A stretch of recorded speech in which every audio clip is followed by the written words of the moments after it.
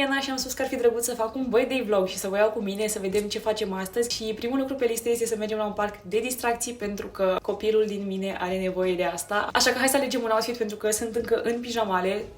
Da, am bijuterii și sunt în pijamale. Îmi pun mai întâi bijuteriile uneori. It's not that weird, sper. Cum spuneam, hai să alegem un outfit. Opțiunile la care mă gândeam sunt pe pat și avem așa, prima dată tricoul ăsta cu Frankenstein și o pereche de pantaloni scurți pe care i-am tăiat chiar eu.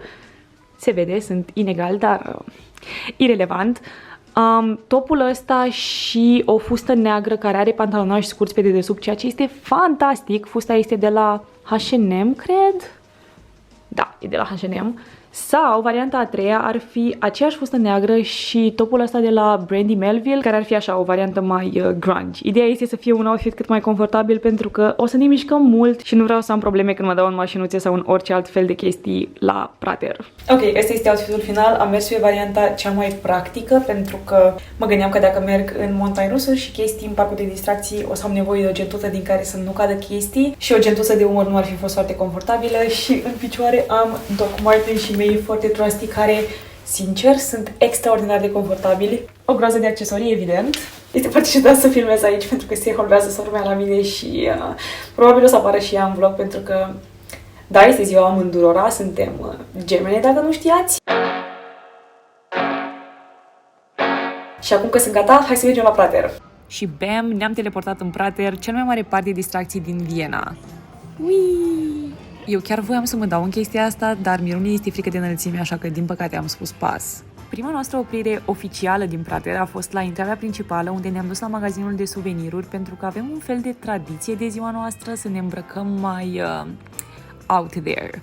Și de data asta a însemnat să ne cumpărăm 2 pălării de cowboy sclipitoare pe care le-am purtat cam toată ziua.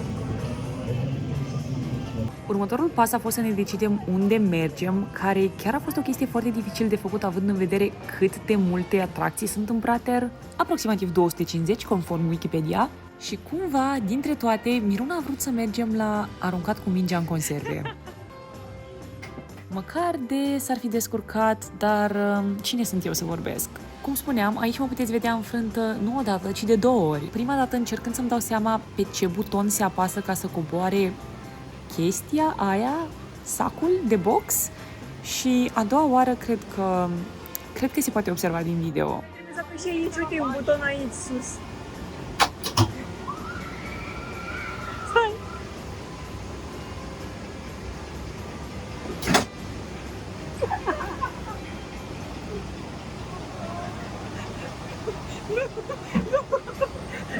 Ca să dăm uitării eșecul nostru și faptul că suntem absolut praf la jocuri de genul ăsta, am decis să ne băgăm în niște sombrerouri care se învârt foarte repede.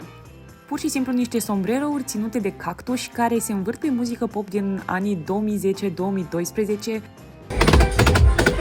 în timp ce tipul de la intrare îți strigă numele și face glume care probabil sunt amuzante, dar pe care nu le-am putut înțelege pentru că erau în germană. Și pentru că, evident, nu ne putem învăța lecția și ne lăsăm păcăite de aceste mașinării diabolice, ne-am încercat norocul și la un claw machine. Și, da, norocul nu a fost de partea noastră. Păreri? Oribil. După am continuat explorarea prin parc și am văzut o groază de atracții și trenulețe, inclusiv ăsta, în care se dădea o singură persoană. Efectiv mult. Și un montai rus care aparent este cel mai mare montai rus mobil din Europa și care are 5 bucle, care reprezintă cele 5 inele olimpice și probabil anticipa și cele vreo 5 case ale groazei pe care le-am văzut înainte să decidem în care mergem. Multe dintre ele erau cu trenuleț, dar noi am ales una în care chiar trebuia să ne plimbăm prin casă. Și anume aceasta.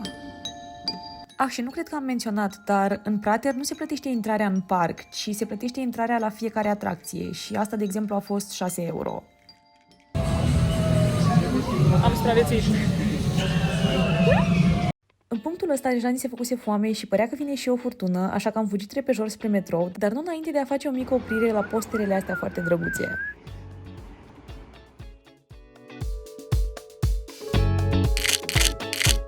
Din păcate ne-a prins ploaia pe drum. Din fericire, fix la ieșirea din metrou era un Five Guys. Miruna își dorea de foarte mult timp să mergem să încercăm Five Guys, așa că am intrat și în timp ce ne uscam, citeam pe pereți doar articole care vorbeau despre cât de bună e mâncarea. Ceea ce, evident, ne-a făcut și mai mare poftă și ne-a ridicat super mult așteptările. pe 2 sucuri pe care ți le puteai reumple de câte ori vrei, un burger vegetarian, un burger normal și o porție medie de cartofi prăjiți, cred că am dat undeva în jur de 30 de euro. Și o chestie interesantă este că o porție de cartofi este porția într-un pahar peste care îți mai toarnă o cutie de cartofi direct în pungă. Trademark-ul tău. Tarantino are șaturi cu picioare.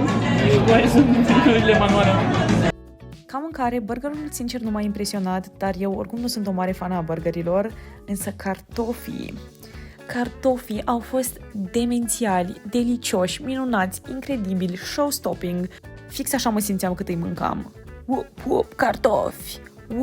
Cartofi! Ok, continuând. Am decis că de ziua noastră și alții merită să primească un cadou, așa că am lăsat un mesaj foarte drăguț celor de la Five Guys și l-am pus pe perete, acoperind probabil mesajul altui copilaș care chiar s-a chinuit. Ne-am luat burțile pline, pălăriuțele și steluțele și am continuat plimbarea pe Stefansplatz, unde ne-am pierdut prin magazine, sincer.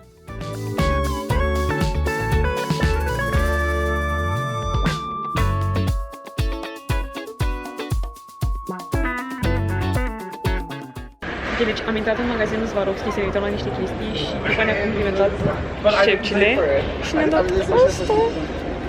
Ce cute! După această interacțiune super cute, mi-am adus aminte că nu am mâncat desert și cum nu se poate să ne sărbătorim ziua fără desert, am fugit în cel mai apropiat Starbucks, unde am luat 2 prăjiturele.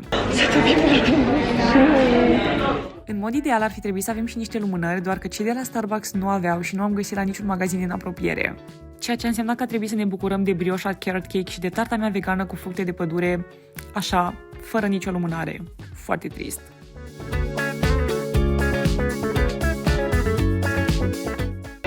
Partea bună la a filma într-o țară străină, sau mă rog, așa simt eu cel puțin, este că nu prea am cum să mă fac de râs aici când filmez în public, pentru că nu mă știe nimeni. Nu ca și cum în România mă știe multă lume, dar parcă sunt mai puțin cringe, make sense? Deja eram frânte, deși n-ați zice din videoul ăsta, așa că am luat-o încetișor spre cazare. Și nu știu cum să explic, dar orașul ăsta este atât de curat că îmi venea să fac poză la orice trotuar, orice stradă, orice clădire random. Iar peste tot dădeam peste cele mai cool chestii. De exemplu, ceea ce credeam inițial că e o cabină telefonică era de fapt o mini-bibliotecă. Pur și simplu intrai și puteai să iei orice carte vrei de acolo fără să plătești absolut nimic. Și sunt destul de sigură că ideea este să lași și tu cărți acolo, doar că eu nu aveam nicio carte la mine, din păcate. Am stat să caut ceva printre rafturi în ideea că poate găsesc ceva relativ ușor care să mă ajute să îmi îmbunătățesc nivelul atroce de germană și am observat destul de repede că 90% din cărți erau de Agatha Christie, ceea ce nu m-a deranjat absolut deloc pentru că mi-a plăcut enorm acum câțiva ani să citesc misterele dezlegate de Miss Marple și Hercule Poirot. Chiar sper să înțeleg mai mult de 3 cuvinte din cartea asta. Am luat prosecco la doză și ăsta este tortul nostru, mă rog, torturile noastre pentru ziua noastră. Și da, mâncăm pe pat, ne permite mie ziua noastră.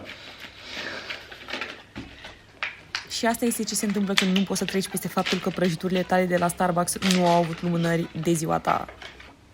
Tu mai mult lumânarea. Mai bine pune doar partea de jos. Partea de jos poate fi scoasă. Păi... Da, tu nu vezi că e...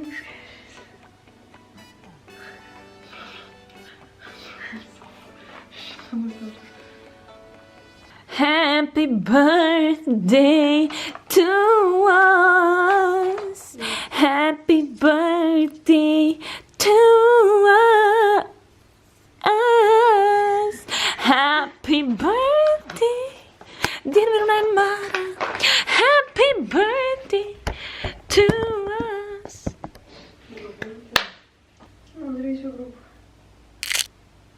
Let's dig in. Hai! Acum, sincer, chiar nu știu la ce mă așteptam de la un prosecco la doză la 70 de cenți, dar ăsta chiar nu a fost bun. Anyway. Și acum, partea mea favorită, un mini haul, pentru că de ziua mea voiam să-mi fac și eu un cadou. Sau mai multe. De la TK Maxx mi-am luat setul ăsta de 2 corsete, unul alb crem și altul negru, care mi se par atât de frumoase și niște piese de bază pentru garderoba mea, pentru că dacă este o piesă pe care eu o ador, este corsetul. Motiv pentru care l-am luat și pe al 3-lea de la Urban Outfitters și spre deosebire de celelalte două, ăsta este mai mult un statement piece pentru că are nuanțele astea contrastante care arată superb împreună. Ultima piesă din acest mini-haul este o fustă care îmi dă vibes de mica sirenă după ce se transformă în spuma mării și nu știu dacă doar eu văd asta. E o fustă midi mulată, încrețită, care are un fel de efect de marmură sau de spuma mării, cum îl văd eu, și chiar mi se pare că ar arăta foarte bine în combinație cu unul dintre corsete, de exemplu cel alb, dar la fel de bine ar merge și cu un top negru. Pe lângă cumpăratul de desert de ziua mea, în fiecare an mi-am făcut tradiția asta de, cred că 5 ani sau 6 ani deja, să îmi trimit un mail cu un an în urmă pe care să-l citesc de ziua mea, iar de ziua mea să scriu un mail pentru anul următor și fac chestia asta folosind un site numit futureme.org pe care l-am descoperit, cred că de pe Reddit, într-o zi super random și mi se pare incredibil pentru că pot să scriu un mesaj și să programez să fie primit peste, cred că 1 an, 3 ani sau 5 ani, ceva de genul ăsta. Și încă nu pot să cred că nu am citit ăsta până acum, pentru că l-am primit dimineață și m-am abținut. Nu neapărat m-am abținut, dar am vrut să fie liniște și să fiu în mindset-ul potrivit ca să citesc, pentru că chiar nu mai țin minte ce am scris în mesajul ăsta. Cam așa arată. Hei, vrei să te focalizezi, te rog? Hello, hello, hey, focalizează. Cam așa arată e-mailul. O să scuzăm jegul de pe telefonul meu, dar da. Hai să vă citesc începutul și scuzați cringe-ul, aveam doar 23 de ani, da? Dragă Mara, cu o zi în urmă a fost ziua ta, ai împlinit 23 de ani. Acum, în timp ce citești asta, sper că sărbătorești faptul că împlinești 24. Ce altceva puteam să fac? Ok, ce ciudat, 24 de ani, sună foarte mult, sincer. E doar la un an distanță de 25, care e un sfert de secol. Un sfert de secol. Mă ia puțin panica când mă gândesc la asta, not gonna lie. Anyway, let us go back to other things.